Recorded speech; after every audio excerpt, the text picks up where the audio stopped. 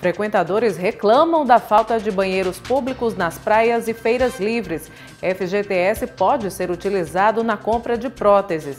TCE ministra curso sobre contas públicas. Atividade clandestina de guia turístico terá fiscalização mais severa. E no Dia do Índio, o Museu Câmara Cascudo conta a história do povo indígena por meio do acervo. E ainda, uma entrevista com o diretor do Departamento de Hematologia do Hemonorte, Frank Bahia. Tudo isso e muito mais no Câmara Repórter desta quinta-feira, dia 19 de abril, que começa agora.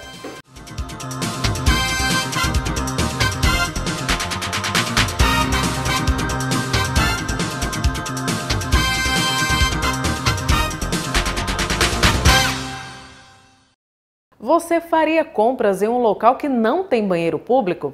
Essa é a realidade da maioria das feiras livres de Natal, que além da falta de estrutura, os frequentadores do local têm que se virar como pode na hora do aperto.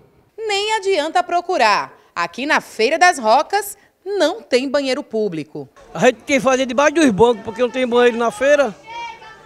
Debaixo do banco, escondido nos carrinhos, mijando, porque não tem banheiro. A gente trabalha na feira o dia todinho. Vai fazer o quê? Vai prender? Eu vou ao banheiro porque, graças a Deus, eu tenho um conhecimento muito bom. E o menino ali da casa dele deixa eu usar o banheiro dele, porque aqui na feira não existe banheiro. Eu não vou aqui na feira porque eu trabalho ali na repartição. Me seguro e vou na repartição. Se bater aquele aperto na hora de vir fazer a feira, o jeito é ter criatividade. Ah, e não dá para ter vergonha, viu? Feirante ou cliente tem que se virar. Muito dinheiro gasto, um banheiro lá trancadinho na chave, não pode a gente usar. Quando a gente quer urinar, é debaixo da lona. É uma vergonha, não é? A gente vai ali debaixo da lona, que não tem não, banheiro não. Eu acho que deveria ter os sanitários, aqueles sanitários, que apesar de eu não entrar naquele sanitário, mas era para ter, né?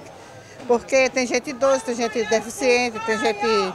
crianças, que criança não espera, né? Mas e o Mercado das Rocas, hein? Reinaugurado em 2015, o mercado está abandonado. Os banheiros, então? Olha, este aqui, para pessoas com deficiência, está trancado. Até os banheiros públicos tiraram, mulher, não está mais? Olha, a situação dos banheiros aqui no Mercado das Rocas, que é o único espaço público com banheiros, é exatamente como os feirantes descreveram. O cheiro aqui é insuportável e sem água, né? A única maneira de limpar os banheiros é enchendo baldes como esse. Das Rocas para a praia mais famosa de Natal, do Morro do Careca até o fim do calçadão, natalenses e turistas que vêm até Ponta Negra podem contar com 8 banheiros públicos. Quer dizer, 8 banheiros foram construídos pela prefeitura, mas aparentemente nenhum deles está disponível para a população. Tava na busca tem uns 10 minutos no banheiro. E até agora? Nada, só os pagos, R$2. Explorando, só ali pra frente tá cobrando pra ir no banheiro. E aqui tá trancado e aqui tá impossível de entrar. Tem que ficar forrando, limpando o vaso com papel higiênico, porque às vezes tá muito sujo, tá com mau cheiro, aí isso... Nesse aqui tem metralha espalhada por toda parte. Há alguns meses, a estrutura de gesso cedeu. Bom, depois de algum tempo percorrendo aqui o calçadão de Ponta Negra e entrando nos banheiros para conferir, olha, a gente encontrou esse aqui.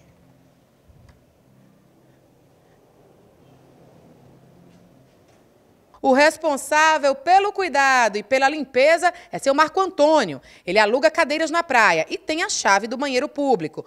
Todos os dias ele faz a manutenção do lugar. Todo dia eu limpo o banheiro, abro das 7 e fecho às 5 horas da tarde.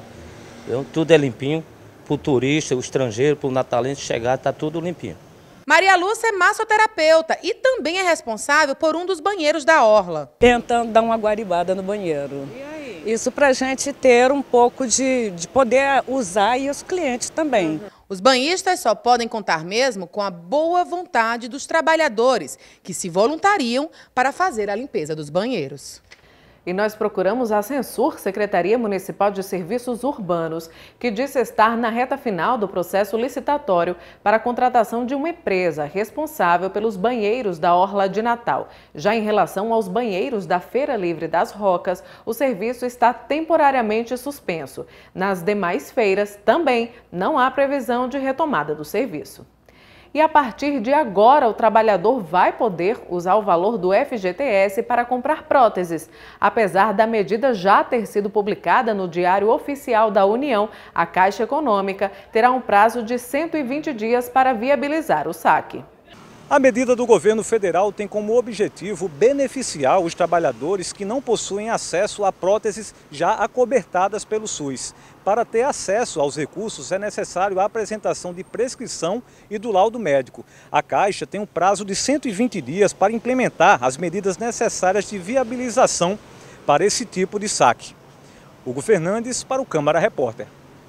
Entender a tramitação de um processo da administração pública nem sempre é tarefa fácil. E para explicar melhor, a FECAM, Federação das Câmaras Municipais, em parceria com o TCE, o Tribunal de Contas do Estado, realizou um curso voltado aos gestores do Legislativo e do Executivo. Um território árido. Entender o funcionamento dos processos de controle financeiro não é tarefa fácil e exige conhecimentos específicos, além de reciclagens constantes. É nesse complexo cenário das legislações orçamentárias que a Federação das Câmaras Municipais, em mais uma parceria com o Tribunal de Contas do Estado e com a Federação dos Municípios do Rio Grande do Norte, está realizando uma série de encontros para a capacitação de gestores e vereadores, assessores da administração pública. A capacitação técnica é peça fundamental na formação de um quadro de bons servidores públicos. Propor às instituições a capacitação e a qualificação para seus colaboradores, assessores e servidores e também poder levar essa capacitação e qualificação à população. Na hora que as câmaras elas têm a instalação do seu controle interno, na hora que as câmaras podem servir à população com transparência e eficiência, realmente ela consolida um fortalecimento institucional. As equipes que estão à frente nos municípios, nas câmaras municipais, precisam sempre estar se atualizando com o dia a dia, não só da legislação, mas do formato, dos normativos, para que, enfim, a administração pública ela possa se dar, cumprir o seu papel, cumprir os seus objetivos dentro da legalidade, da normalidade dos processos. O Tribunal de Contas, a Federação dos Municípios, a FECAM, esses órgãos que cuidam de preparar as pessoas, que cuidam de trabalhar principalmente o municipalismo, ações do municipalismo, fazem com que melhorem as máquinas e os equipamentos públicos e quem trabalha dentro desses equipamentos públicos nos municípios. O primeiro desta série de encontros aconteceu nesta manhã no Teatro Municipal de Parnamirim. Prefeitos, vereadores e servidores de 68 municípios participaram do evento, que trouxe como tema a execução da despesa pública sob a ordem cronológica de pagamentos. O objetivo é levar até o mês de julho esse conhecimento a servidores de todo o Rio Grande do Norte. Esse lema de capacitar não só os funcionários das câmaras como das prefeituras é muito importante para que a gente não erre. E o Tribunal de Contas sempre fez esse treinamento. E Parnamirim, como você acabou de dizer, é a primeira cidade que está recebendo esse evento. Para nós é muito importante. Hoje um ponto forte vai ser a ordem cronológica dos pagamentos, que é uma coisa nova para o gestor. O tribunal lançou isso ano passado para justamente evitar desperdício de recursos públicos por outros interesses. Na hora que tem uma ordem cronológica, se deve pagar dentro dessa ordem. Na programação desta edição, conselheiros do TCE vão ministrar as palestras. Uma delas será sobre o projeto Rotas para Ouvir, desenvolvido pela ouvidoria do TCE e executado dentro da própria instituição. O projeto foi baseado na Lei 13.406, que estabelece algumas diretrizes para a boa gestão pública, entre elas a que obriga todos os estados e municípios brasileiros a possuírem uma ouvidoria. A função primordial da ouvidoria é essa, é filtrar aquilo que vem na busca de melhores soluções. Existe uma tendência de que o município que tem ouvidoria, ele atenda melhor o seu cidadão, porque ele escuta mais, e quem escuta mais tende a fornecer uma prestação de serviço melhor. Para o presidente da Câmara de Jundiá, esses encontros também são uma forma de atualização de conteúdo, uma vez que as legislações e normativas frequentemente passam por mudanças. As mudanças elas são constantes e a equipe de cada Câmara, de cada Prefeitura, eu falo em contador, em tesoureiro e o próprio gestor, ele tem que estar atualizado com tudo isso que vem a acontecer. A prestação de conta, os balancetes, tudo que é feito, os contratos, as publicações, tudo isso vem só a somar, a ajudar. A atividade clandestina de guia de turismo será combatida com mais rigor. O assunto faz parte de um projeto de lei apreciado e aprovado na sessão ordinária desta quinta-feira.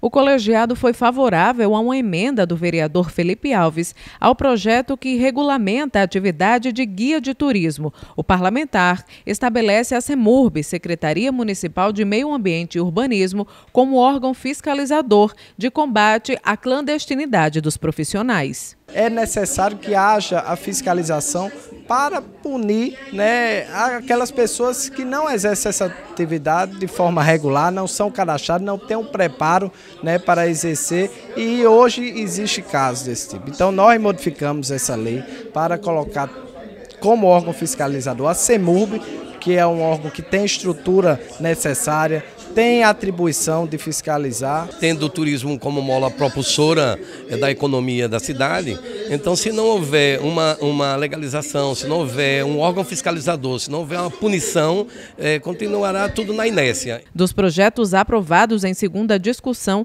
o que estabelece a data 15 de setembro no calendário oficial de Natal como Dia Municipal de Combate ao Suicídio, reforçando a programação do Setembro Amarelo. A iniciativa é da vereadora Carla Dixon. No dia 15 de setembro, aqui em Natal, esse projeto ele autoriza, ele estimula que ações de reuniões, palestras, caminhadas sejam realizadas com o objetivo de esclarecer não a questão do suicídio, mas a questão dos gatilhos que podem levar uma pessoa a tirar sua própria vida. Atualmente, a Procuradoria da Prefeitura é quem representa a Câmara Municipal de Natal. A vereadora Natália Bonavides é autora de um projeto que passa essa função à própria Procuradoria do Legislativo. A matéria foi aprovada pelo colegiado. Hoje existem alguns casos em que a Câmara é representada pela Procuradoria do Município, que é um órgão do Executivo. E aí essa emenda é para que sempre, em todos os casos, a Câmara passe a ser representada pela Procuradoria da Câmara. Por que isso é importante? Porque na prática existem questões em que pode haver conflito de interesse, em que o Executivo gostaria de defender uma coisa e o Legislativo, no caso a Câmara, gostaria de defender outra. Porque na verdade hoje o que é que ocorre? A Procuradoria Geral do Município é quem tem o direito por lei de fazer a defesa do Poder Legislativo Municipal. É até uma incoerência, porque é um outro poder defendendo o seu antagônico. Nós temos que ser protagonistas nessa sessão jurídica. Então, fato esse que essa lei, que é uma emenda à lei orgânica, agora torna possível ter a independência e autonomia das procuradorias. Ainda na sessão ordinária desta quinta-feira, foi apreciado o projeto que autoriza a Prefeitura a firmar convênios com operadoras de telefonia para utilizar a tecnologia dos orelhões e transformar em pontos de acesso à internet. Em outros municípios, em outras capitais, já tem esse termo de cooperação, convênios das empresas de telefonia com as prefeituras municipais, estabelecendo uma parceria. Aonde se tinha um orelhão, vai ser hoje um ponto de acesso, de ingresso de internet e democratizar o acesso à internet à população, que está nas suas ruas, muitas vezes tem limitação financeira, não tem Wi-Fi em casa e serviria de um Wi-Fi público. E ainda na sessão ordinária desta quinta-feira, a vereadora Natália Bonavides fez um pronunciamento voltado aos servidores da Sentas, a Secretaria Municipal de Assistência Social, que reivindicam melhores condições de trabalho. Nós recebemos várias denúncias, inclusive durante todo o dia de hoje está tendo um ato em frente às Sentas em relação a assédio moral. Está sendo muito comum e muito frequente os servidores municipais passando por situações de assédio moral, por situações de humilhação. Vários servidores adoecendo por causa disso, com várias questões de saúde mental por causa disso. Então chegou num limite essa situação e os servidores estão hoje protestando em frente à secretaria e nos pediram para fazer essa leitura da carta aberta que fizeram para a sociedade natalense para denunciar esse tema. E a política habitacional de Natal foi tema de uma audiência promovida pela Frente Parlamentar de Gestão Pública da Casa. O debate reuniu parlamentares e especialistas no tema. Política pública de habitação, diagnósticos, planos, programas e projetos em Natal.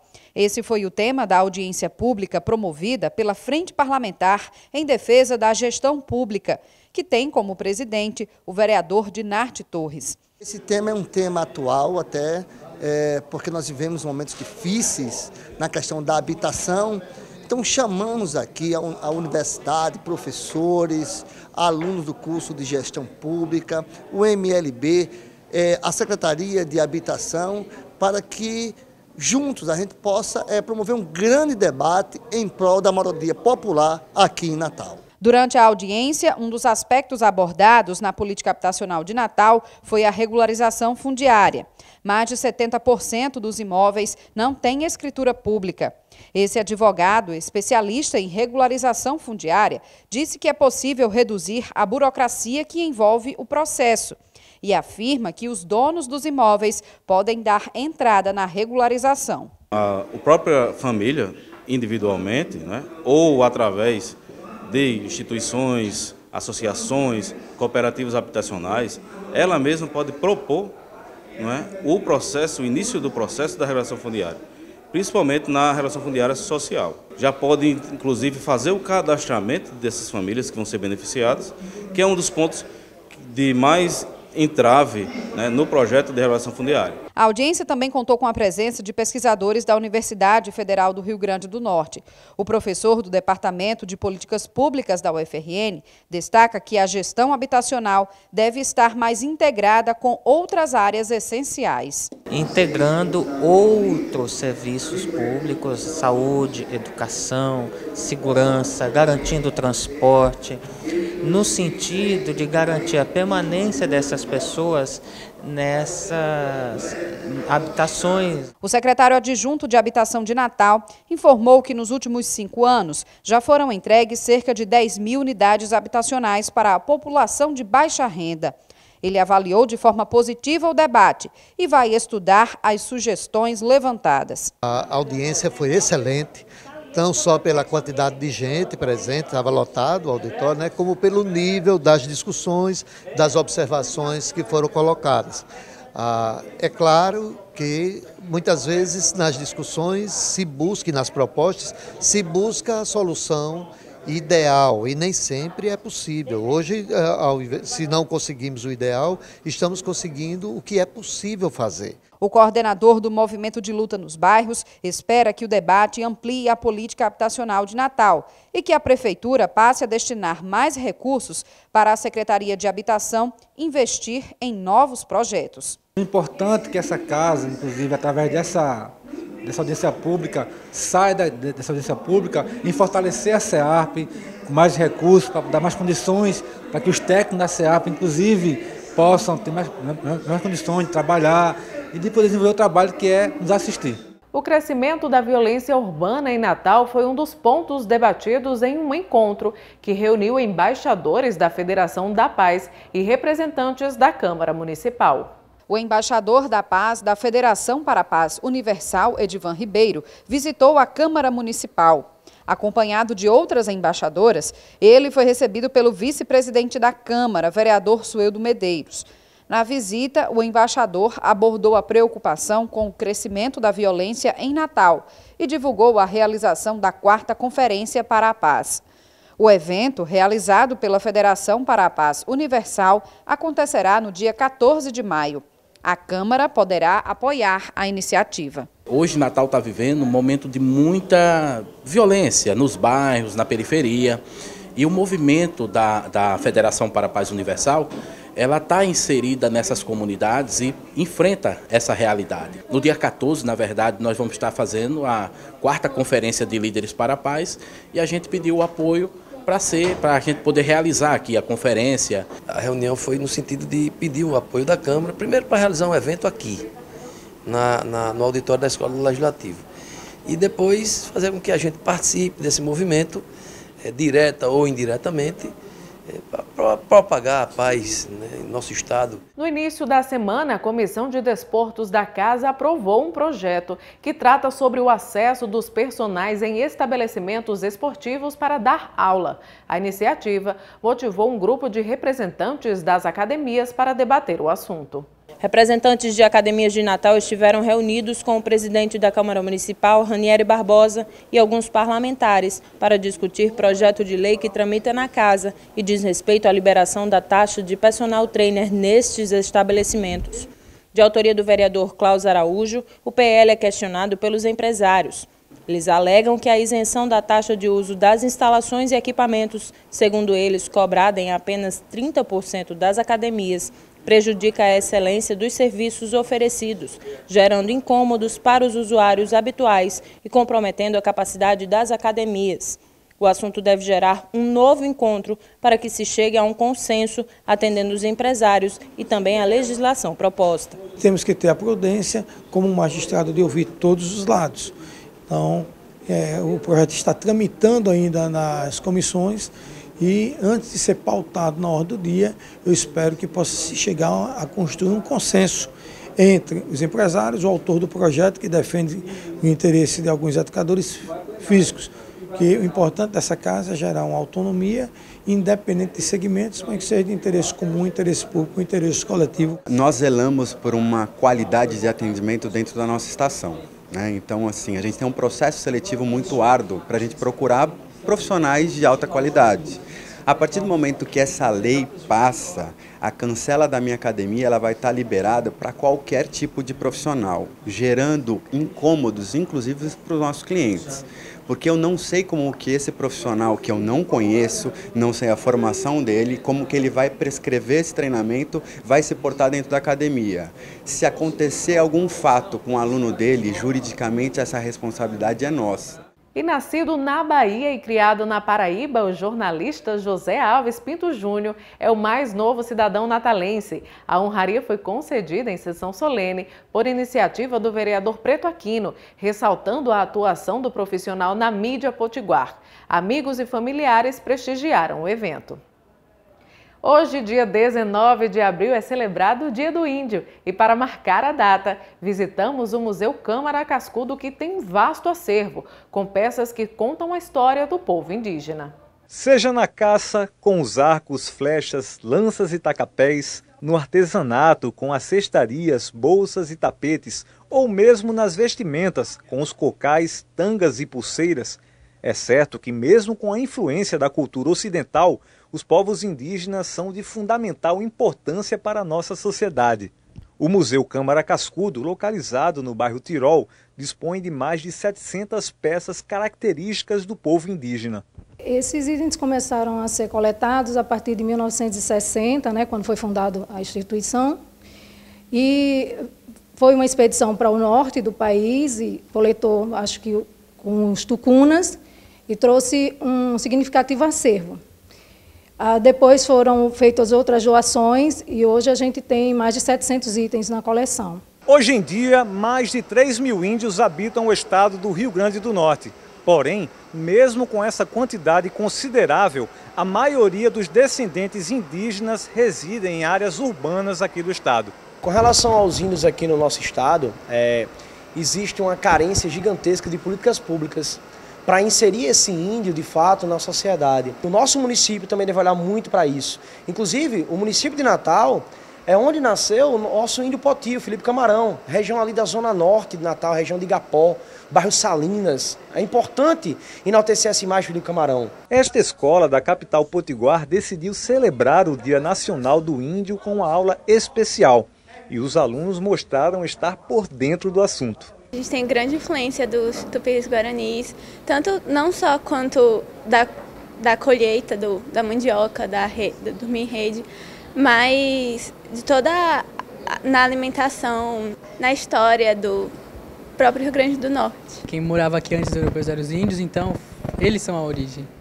Quais os hábitos que você carrega dos índios? A própria língua portuguesa, tem várias palavras derivadas. Instituído em 1943, no governo de Getúlio Vargas, o dia foi criado com o propósito de conscientizar a população sobre a necessidade de preservar a cultura indígena. Este professor de História destacou a importância da data. No ano de 1940, ocorreu um congresso internacional justamente falando dos povos indígenas. Inicialmente, até, os povos não quiseram participar do congresso, pensando que seria mais uma artimanha do homem branco, né, para dizimar a sua cultura. Mas não, a ideia realmente era a preservação. Esse dia é criado como também uma ideia de desculpa pelo que já aconteceu no passado, pelos tantos males que o homem branco trouxe para esse sujeito. O professor explica que é natural o processo de modernização do índio, mas ele lembra que a essência e os costumes permanecem intactos. O que nós temos de cultura indígena está muito ligado à ideia de liberdade que o branco vai dar a esse índio, que é uma liberdade extremamente limitada. Porque a estrutura política do Brasil é de homem branco, a estrutura econômica do Brasil é de homem branco e a religião é de homem branco. Então, muito pouco que fica do índio. Agora, claro, por mais que tenha sido pouco, é importante que nós sempre lembremos, isso é cultura nativa. Bom, mas de volta à aula, diante de tantos ensinamentos, o desfecho não poderia ser outro. Pessoal, quem é o verdadeiro dono dessa terra? O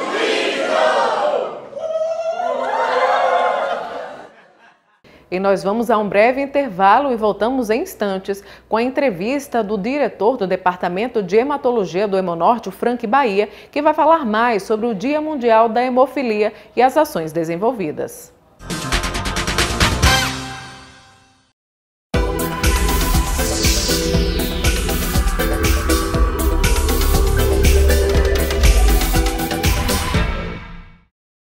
O Parlamento se une para expandir os limites da cidadania. É a Rede Legislativa de TV Digital. Graças ao recurso da multiprogramação, 4 emissoras independentes estão disponíveis em um mesmo canal na sua televisão. TV Câmara, TV Senado, TV Assembleia e TV Câmara Municipal já transmitem em sinal digital aberto e gratuito para dezenas de cidades do Brasil. Isso significa muito mais qualidade de som e imagem e muito mais conteúdo para você. Mas como sintonizar a Rede Legislativa de TV Digital? É muito simples. Se sua TV for mais antiga, basta conectar um conversor digital nela. Você compra até em supermercado. É preciso ainda de uma antena UHF externa ou interna como esta. Se sua TV for digital, também precisa de antena UHF. Pelo controle remoto, procure no menu a opção Buscar Canais. Se a busca só encontrar a TV Câmara ou a TV Senado, acrescente ao número do canal ponto 2, ponto 3 ou ponto 4. Assim, os outros canais da Rede Legislativa vão aparecer na sua tela. Você ainda pode assistir no tablet, celular ou notebook, que tenham recursos para receber o sinal da TV digital. Procure os canais legislativos na sua TV e encontre a Rede Legislativa de TV Digital. Transparência, informação, cidadania, política e cultura na sua sintonia.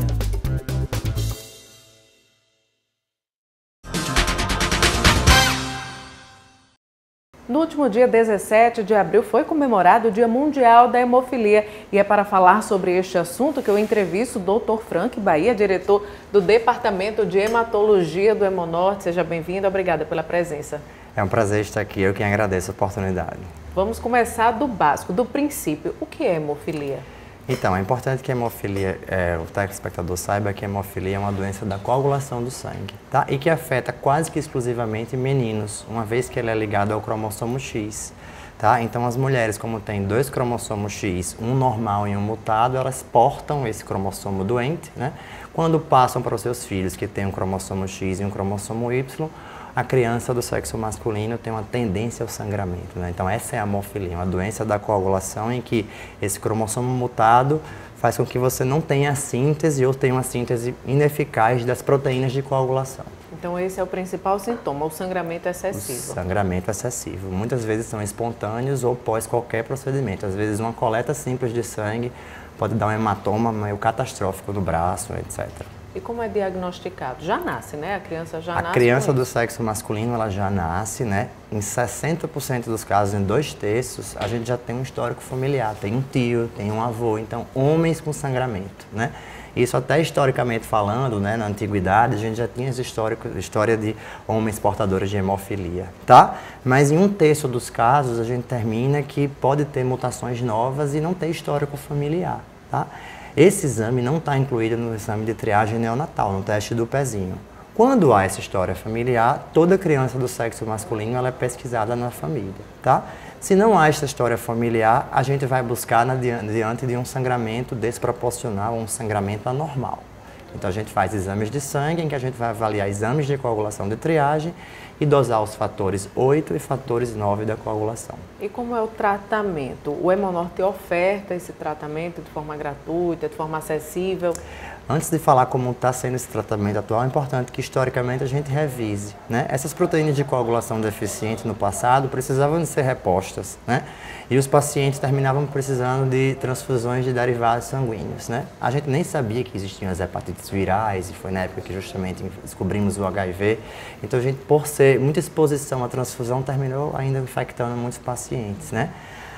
Fomos evoluindo, fazendo os derivados do plasma, né, da parte líquida do sangue, concentrando esse fator. E hoje em dia a gente tem a proteína, né, a deficiência, essa proteína deficiente a gente consegue sintetizar em laboratório, chama-se fator 8 recombinante ou fator 9 recombinante. Então o nosso tratamento nacionalmente é fornecido gratuitamente para todos os pacientes do SUS privado. Geralmente são cadastrados nos hemocentros, que são responsáveis para fazer esse atendimento, e a gente consegue fazer o tratamento da hemofilia preventivamente ou o tratamento de demanda, quando o paciente tem um sangramento. Essa reposição dessa proteína é um concentrado, né, um frasco, e só pode ser feito na veia. Então o hemofílico está sempre em contato com o hemocentro, porque quando ele é criancinha, ele precisa do diagnóstico, avaliação médica, ele precisa de tomar esses fatores na veia para tratar os seus sangramentos ou para prevenir sangramentos espontâneos. Tá? Esse tratamento é feito no Hemonorte, até mesmo de forma preventiva. E quem mora no interior do estado, digamos assim, que tem pouco acesso à capital, pode ser feito em casa? Pode ser feito em casa. É importante que, uma vez diagnosticada a hemofilia, precisa ser feito um cadastro nacional. São medicações de alto custo, então o Ministério da Saúde fornece, mas eles controlam com muito rigor essas medicações. Então é importante que o hemofílico vá ao hemocentro, faça o cadastro e tenha dessa forma o seu tratamento adaptado, né? Então a gente treina família, treina às vezes até as próprias crianças para fazer a autoinfusão desse fator, né? Para que a criança, imagine, morar lá em Pau dos Ferros, por exemplo, ter que vir 3 vezes por semana tomar fator para prevenir sangramento. Imagina a dificuldade e a queda de qualidade de vida. Então a gente termina oferecendo treinamento, oferecendo o fator, e a criança consegue, o portador de hemofilia consegue fazer esse tratamento em qualquer lugar do estado. É possível ter uma vida normal dentro dos cuidados devidos ao paciente hemofílico? No passado era muito difícil, porque a gente não tinha um tratamento muito eficaz, mas à medida que a gente foi aperfeiçoando esse tratamento e focando na prevenção, ou seja, hoje em dia a gente não quer que a criança tenha nenhum sangramento. E antigamente a gente só tinha dinheiro e só tratava os sangramentos com esse fator quando a criança sangrava, né? Então é possível levar uma vida normal, fazer atividade esportiva, porque hoje em dia a gente, além de disponibilizar os fatores da coagulação, essas proteínas, esses remédios gratuitamente, com qualidade, a gente consegue fazer ajustes, né, dosando, sabendo sendo eficaz, para adaptar a dose daquele tratamento para aquela criança. Então imagine que se a criancinha toma segunda, quarta e sexta o fator, ela pode fazer atividade física, né, educação física no colégio, juntamente com as outras crianças, logo depois de aplicar o fator, né? Então por isso que é bom a criança saber aplicar, a mãe saber aplicar, porque a gente fica com mais segurança e a criança pode levar uma vida normal, sem muitas sequelas. Quantos pacientes atualmente são atendidos pelo Hemonorte e cada um tem uma dosagem desse fator? A gente tem mais ou menos 170 pacientes hemofílicos A, né, que é a deficiência do fator 8, é a mais comum, tem uma incidência de 1 para 5 mil na população. E hemofílico B, 1 para 30 mil, a gente tem mais ou menos 20 pacientes no hemocentro. Todos são cadastrados, e os pacientes que vão ao hemocentro, né, que são aderentes, porque tem pacientes que não vão, só vão quando sangra, né? Então a gente quer sempre resgatar, procura ter esse paciente perto da gente, para a gente poder monitorar melhor, e a gente pode individualizar a dose. Esse cálculo geralmente é feito com a dose estimada no peso, né? Mas a gente dosando depois da infusão para saber a atividade do fator, saber em quantos % ficou aquele fator, a gente consegue fazer ajustes e deixar a criança mais protegida do sangramento. Você disse que tem pacientes que estão lá 2, 3 vezes por semana, dependendo da demanda. Acaba criando um vínculo com o profissional do Hemonorte. Acaba criando um vínculo com todos os profissionais, né, com os médicos, né, com as enfermeiras, com os nutricionistas, psicólogos, assistentes sociais, porque é uma doença que o paciente precisa muito de o hemocentro. Imagine, mesmo ele sendo orientado, tendo acesso ao fator, ele vai ter que tomar 3 vezes por semana uma medicação na veia, né? A gente até tem estudos de trabalhos com fator via oral, né, um medicamento oral, isso melhoraria muito, mas a gente está longe ainda de ter isso uma realidade. Então é um paciente que vai muito ao hemocentro, vai estar muito em contato, fazendo exames de sorologias, né? Fazendo fisioterapia. Então é um paciente que praticamente tem sua vida acoplada ao banco de sangue e à equipe médica, de uma forma geral, médica e hospitalar. Nesta semana que teve o Dia Mundial da Hemofilia, teve algum evento no Hemocentro? Nesta quinta-feira teve algum evento voltado a esses pacientes? Então, a gente sempre faz anualmente, né, o dia 17, aí marcando o Dia Mundial da Hemofilia. A gente quer justamente lembrar, reconfraternizar, porque termina sendo um ambiente familiar. Tanto o paciente cria vínculo com a gente, como a gente cria com o paciente. Então, nesta quinta-feira, a gente teve o café da manhã, a gente termina tendo esse encontro, a gente troca depoimentos, a gente se confraterniza, tira fotos, faz palestras educativas, chama novamente a importância da gente estar com esse paciente dentro do Hemocentro, fazendo suas consultas regularmente, pegando a medicação. Então, a gente sempre está procurando fazer esse evento para chamar a importância da aderência ao tratamento, do cuidado. É importante a participação do familiar, até mesmo na inclusão desse paciente que, se bem medicado, se bem tratado, tem vida normal? É super importante. E na primeira parte da vida, a criança não tem independência, ela é totalmente dependente da mãe. Então a gente ainda encontra pais que não são aderentes pelos seus filhos. Então é, de certa forma, até uma covardia, né? Você não deixar a criança ter o direito de ter o tratamento adequado, né? Então a gente está sempre reforçando os pais. Muitas vezes os pais são super protetores porque a criança tem suscetibilidade ao sangramento, né? Acho que é o que é normal. Então a gente termina fazendo essa educação também dos pais, né? Apoio psicológico para os pais, né? Orientando os pais. Então assim, é importante que os pais treinem a infusão do fator, né? Para poder administrar caso a criança sofra algum trauma, tenha algum sangramento espontâneo. Mas a gente está sempre querendo buscar e deixar esse paciente e a família em contato com a gente no Hemocentro. E qual é o primeiro passo? A criança nasceu, já foi diagnosticada, qual é o próximo passo a partir daí? Então, o próximo passo, em sendo diagnosticado, a gente vai fazer a classificação, né? Porque, assim como eu falei no início da entrevista, os hemofílicos podem ser classificados não só em hemofilias A ou B, que é deficiência do fator 8 ou fator 9, mas em leve, moderado e grave, de acordo com a porcentagem de atividade do fator de coagulação no sangue. Então, por exemplo, os pacientes graves, eles têm menos de 1% de fator 8 ou de fator 9. Então, esses pacientes vão ser muito mais sangrantes. Então, a partir de 6 meses a 1 ano, a gente já começa a fazer a prevenção dos sangramentos, evitando que a criança tenha até o primeiro sangramento. A gente não quer que a criança sangre nunca. Não é só tratar quando ela tiver o sangramento. Então a gente termina em dando o diagnóstico, já faz essa classificação e já coloca a criança em acompanhamento, em educação, em exames periódicos, enfim. Quem quiser esclarecer mais dúvidas, as portas do Hemonorte estarão abertas para receber esses pais, esses pacientes? Exatamente, as portas do Hemonorte estão abertas, a gente tem o maior prazer em receber esses pacientes e acolhê-los, né, e dar o melhor tratamento possível. Agradeço demais, Dr. Frank Bahia, diretor do Departamento de Hematologia do Hemonorte. Obrigada pelas informações. É um prazer mais uma vez, eu quem agradeço. E eu agradeço também a sua companhia e até a próxima edição.